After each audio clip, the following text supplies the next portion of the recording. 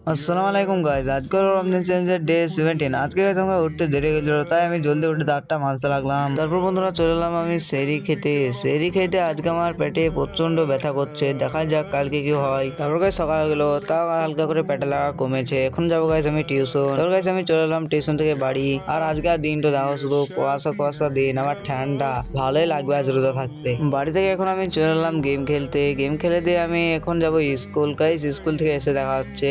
Guys আমি চলে এলাম স্কুল থেকে বাড়ি। এখন আমি যাবো গা ধুতে।